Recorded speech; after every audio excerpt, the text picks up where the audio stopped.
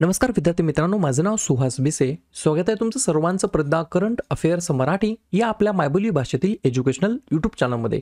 विद्यार्थी मित्रांनो, आज आहे 3 एप्रिल 2025.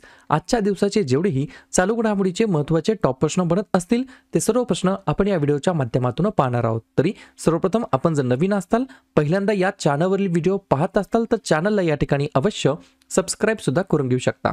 ठीक आहे, चला तर मग आपण आजच्या व्हिडिओला सुरुवात करूया. त्या अगोदर कालच्या व्हिडिओमध्ये जो काही शेवटचा प्रश्न विचारला होता त्या प्रश्नाचं उत्तर जाणून घेऊया. काय होता प्रश्न? उत्तराखंड या राज्यानंतर टिंबटिंब हे राज्य समान नागरी संहिता म्हणजेच UCC लागू करणारे देशातील दुसरे राज्य बनेल. तर बऱ्याच विद्यार्थी मित्रांनी अगदी योग्य उत्तर टाईप करून सांगितलं आहे. पर्याय क्रमांक बी, गुजरात हे या प्रश्नाचं योग्य उत्तर असणार आहे. तर गुजरात राज्य हे या ठिकाणी उत्तराखंड राज्याच्या नंतर दुसऱ्या क्रमांकाचं राज्य ठरणार आहे समान नागरी संहिता लागू करणारं. पहिलं राज्य कोणतं आहे देशातील समान नागरी संहिता लागू करणारं? तर उत्तराखंड. आणि दुसरं कोणतं बनणार आहे? तर गुजरात. क्लिअर? आता पाहूया विद्यार्थी मित्रांनो प्रश्न क्रमांक पहिला. टोटल संपूर्ण व्हिडिओमध्ये 12 प्रश्न असतील. सुरुवातीपासून शेवटपर्यंत व्हिडिओ काळजीपूर्वक पहा. एक एक प्रश्न महत्त्वाचा आहे. तुम्ही कोणत्याही परीक्षेची तयारी करा. प्रश्न क्रमांक पहिला काय आहे? भारत आणि कोणत्या देशाच्या सशस्त्र दलांमध्ये टायगर ट्रायम्फ हा सराव आयोजित केला जातो? तर या ठिकाणी प्रश्न क्रमांक पहिल्याचं योग्य उत्तर आहे पर्याय क्रमांक D, United states of America. बरोबर, USA. तर भारत आणि USA या दोन देशांच्या सशस्त्र दलांमध्ये टायगर ट्रम्प या ठिकाणी हा जो काही एक्झरसाइज आहे, सराव आहे, तो या ठिकाणी आयोजित केला जात असतो. बऱ्याच वेळेला हा प्रश्न विचारण्यात आलेला आहे. स्टार मार्क करून ठेवू शकता. ठीक आहे, पहिलाच प्रश्न आहे सरावाबाबतीत, एक्झरसाइज बाबतीत. तर भारतासोबत अन्य देशांच्या ज्या काही मिलिटरी एक्झरसाइज झालेल्या आहेत त्यांची नावं काय आहेत त्याच्यावरती एकदा रिव्हिजन टाकूया. लिहून घ्या. शक्ती नावाचा सराव फ्रान्स देशासोबत आहे. ऑस्ट्रा हिंद ऑस्ट्रेलिया सोबत आहे. वीर गार्डियन जपान सोबत आहे. सूर्यकिरण नेपाळ सोबत आहे. युद्धाभ्यास तारकश कोप इंडिया हे सराव आहेत अमेरिका सोबत. Garuda Shakti Indonesia. SLINEX Sri Lanka. Dustlik Uzbekistan. FRINJEX France. Indra Russia.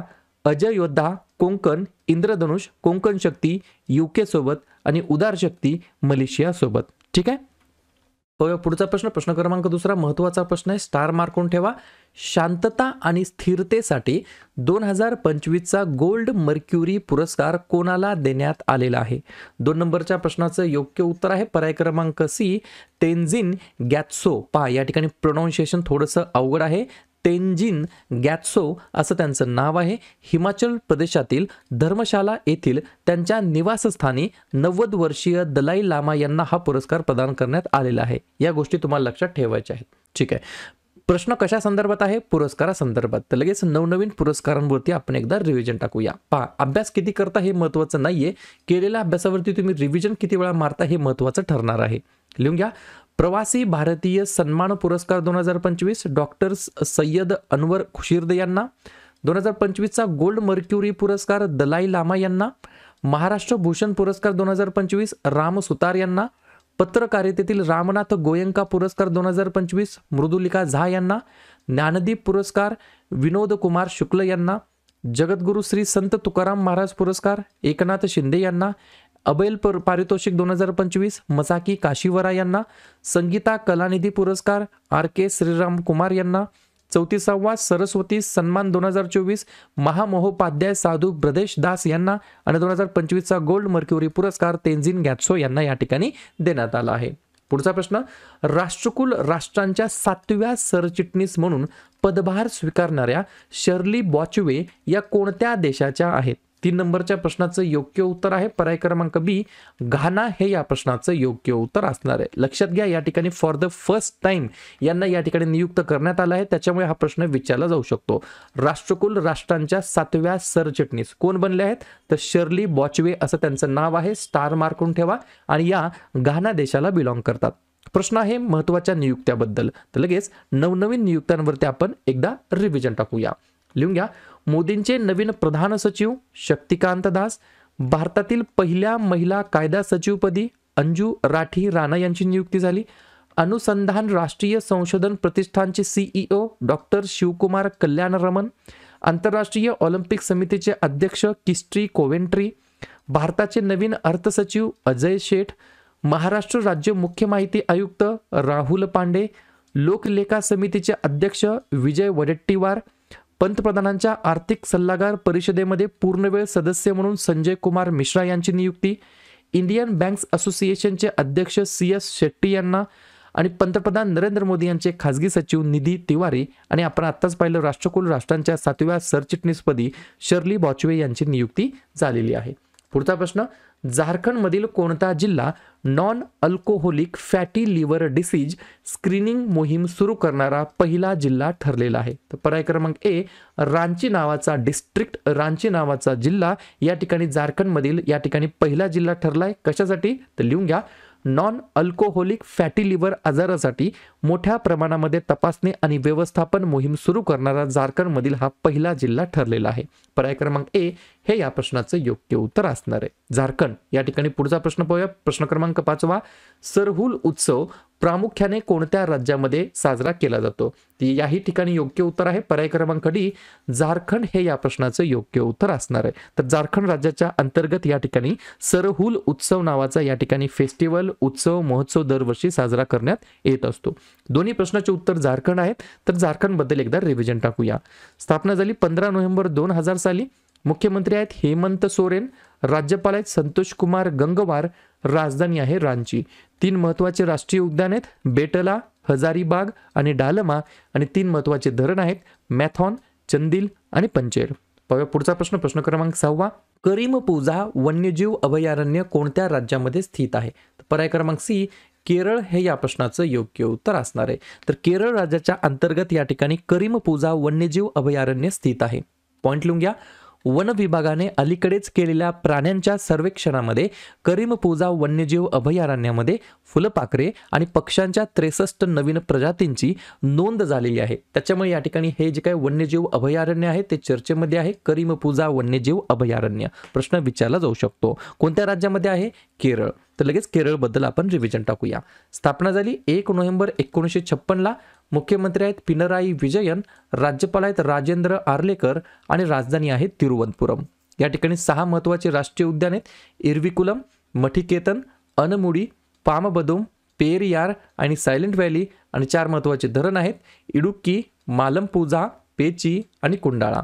पुढचा प्रश्न, बातम्यांमध्ये दिसणारा पार्वती 2 हा जो काही जलविद्युत प्रोजेक्ट आहे, प्रकल्प आहे, कोणत्या राज्यामध्ये स्थित आहे? तर पर्याय क्रमांक बी, हिमाचल प्रदेश या राज्याच्या अंतर्गत स्थित आहे पार्वती 2 जलविद्युत प्रकल्प.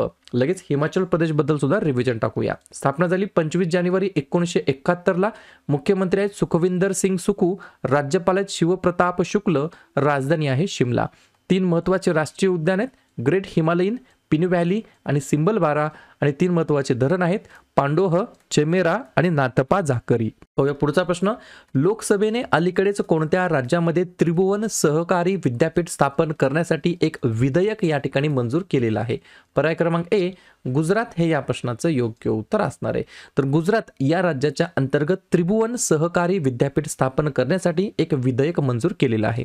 भारताच्या सहकारी चळवळीचे प्रणेते त्रिभुवनदास पटेल यांच्या नावावरून या विद्यापीठाचे नाव देण्यात आलेलं आहे. तर पर्याय क्रमांक ए, गुजरात हे या प्रश्नाचं योग्य उत्तर असणार आहे. पुढचा प्रश्न, 2025च्या आशिया कप हॉकी स्पर्धेचे यजमानपद कोणत्या भारतीय राज्यामध्ये आहे? तर पर्याय क्रमांक डी, बिहार हे या प्रश्नाचं योग्य उत्तर असणार आहे. तर बिहार राज्याच्या अंतर्गत या ठिकाणी 2025च्या आशिया कप हॉकी स्पर्धेचे यजमानपद देण्यात आलेलं आहे.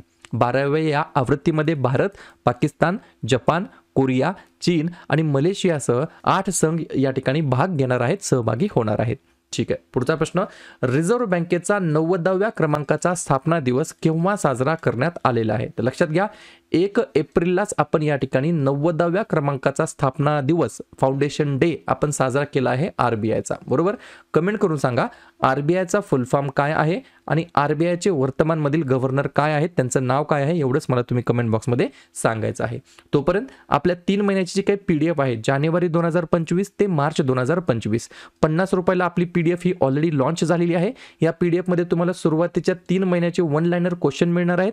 त्याच्यानंतर परीक्षांसाठी काही महत्त्वाचे मुद्दे असतात, जसं की महाराष्ट्राचं मंत्रिमंडळ, केंद्राचं मंत्रिमंडळ, नियुक्त्या, पुरस्कार, योजना, निर्देशांक, युद्ध सराव, महिला IPL, पुरुष IPL, महत्त्वाचे दिवस, शिखर परिषद, पुस्तक आणि लेखक, महत्त्वाच्या क्रीडा स्पर्धा, प्रथम घटना, चित्रपट पुरस्कार यासारखे टॉपिक सुद्धा याच्यामध्ये देण्यात आलेले आहेत. तुम्हाला फक्त तुमच्या मोबाईलमध्ये फोनपे किंवा गुगल पे ओपन करायचा आहे, हा QR कोड स्कॅन करायचा आहे, 50 रुपयाचं तुम्हाला पेमेंट करायचं आहे आणि त्याचा स्क्रीनशॉट 96 730 58 600 या माझ्या व्हॉट्सअप नंबरला तुम्हाला स्क्रीनशॉट पाठवायचा आहे. 5 ते 10 मिनिटांमध्ये तुम्हाला PDF प्रोव्हाइड केली जाईल, ज्याची तुम्ही बॅक टू बॅक झेरॉक्स काढू शकता. पुढचा प्रश्न, अलीकडेच बातम्यांमध्ये दिसणारा कार्टोसॅट 3 हा कोणत्या प्रकारचा सॅटेलाइट आहे, उपग्रह आहे? पर्याय क्रमांक बी, पृथ्वी निरीक्षण उपग्रह. म्हणजेच या ठिकाणी असं म्हणता येईल अर्थ ऑब्झर्वेशन सॅटेलाइट. बरोबर, 2 पॉईंट लिहून घ्या. इस्रोने कार्टोसॅट 3 उपग्रहाने म्यानमारमधील भूकंपाच्या नुकसानाचे उच्च रिझोल्युशन प्रतिमा टिपलेले आहेत. तुम्हाला जसं की माहीत आहे 28 मार्च 2025 रोजी म्यानमारमध्ये जवळपास 7.7 तीव्रतेचा या ठिकाणी भूकंप झालेला होता. शेवटचा प्रश्न, महाराष्ट्र राज्याचे राज्यपाल CP राधाकृष्णन यांनी कोणत्या राष्ट्रीय सागरी दिनाचे उद्घाटन केलेले आहे? पर्याय क्रमांक ए, 62व्या या ठिकाणी सागरी जे काही राष्ट्रीय सागरी दिवस आहे त्याचे उद्घाटन केलेले आहे. कोणी? CP राधाकृष्णन यांनी. कोण आहेत? महाराष्ट्राचे वर्तमानमधील राज्यपाल. क्लिअर? तर अशा प्रकारे विद्यार्थी मित्रांनो हे होतात 12 प्रश्न. उपक्रम कंटेंट हा जो काही प्रयत्न आम्ही सुरू केला आहे मराठी भाषेमध्ये कसा वाटतो अवश्य कमेंट करत चला. आणि तुमच्यासाठीचा आजचा खास प्रश्न, म्यानमारमध्ये भूकंपग्रस्तांसाठी भारताने कोणते ऑपरेशन सुरू केलेलं आहे? ऑपरेशन सहाय्यता, ऑपरेशन ब्रह्मा, ऑपरेशन करुणा की ऑपरेशन मैत्री? तर ज्या पण विद्यार्थ्यांनी या प्रश्नाचं योग्य उत्तर येत असेल त्या प्रश्नाचं उत्तर तुम्ही कमेंट बॉक्समध्ये देण्याचा प्रयत्न करा. प्रश्नाचं उत्तर चुकू द्या, बरोबर येऊ द्या, काहीच हरकत नाही. ट्राय करणं, प्रयत्न करणं हे सर्वात जास्त महत्त्वाचं आहे. आणि दुसऱ्या दिवशी येऊन आपण दिलेल्या प्रश्नाचं उत्तर हे बरोबर आलं की चुकलं, दुसऱ्या दिवशी येऊन नेहमी चेक करणं, अभ्यासामध्ये कन्सिस्टन्सी मेंटेन ठेवणं हे सगळ्यात जास्त महत्त्वाचं ठरणार आहे. तर लगेच काय करूया, एप्रिल महिन्यातील जेवढेही महत्त्वाचे दिवस असेल त्याच्यावरती आपण एकदा रिव्हिजन टाकूया. लिहून घ्या. 1 ते 7 एप्रिल अंधत्व प्रतिबंध सप्ताह, 2 एप्रिल आंतरराष्ट्रीय बाल पुस्तक दिवस, 4 एप्रिल खान जागृतीसाठी आंतरराष्ट्रीय दिवस, 5 एप्रिल राष्ट्रीय सागरी दिवस, 7 एप्रिल जागतिक आरोग्य दिवस, 9 एप्रिल जलसंधारण दिवस, 11 एप्रिल महात्मा ज्योतिबा फुले यांची जयंती आणि जागतिक पार्किन्सन दिवस याच दिवशी असतो, 13 एप्रिल जालियनवाला बाग स्मृती दिवस, 14 एप्रिल डॉक्टर बाबासाहेब आंबेडकर यांची जयंती, 15 एप्रिल जागतिक कला दिवस आणि जागतिक सांस्कृतिक दिवस, 16 एप्रिल जागतिक ध्वनी दिवस, 18 एप्रिल आंतरराष्ट्रीय स्मारके व जागा दिवस तसेच जागतिक वारसा दिवस देखील असतो, 21 एप्रिल भारतीय नागरी सेवा दिवस, 22 एप्रिल जागतिक पृथ्वी दिवस, 23 एप्रिल जागतिक पुस्तक दिवस आणि इंग्रजी भाषा दिवस, 24 एप्रिल भारतीय पंचायती राज दिवस, 25 एप्रिल जागतिक मलेरिया दिवस, 26 एप्रिल जागतिक बौद्धिक मालमत्ता दिवस आणि 29 एप्रिल आंतरराष्ट्रीय नृत्य दिवस. ठीक आहे.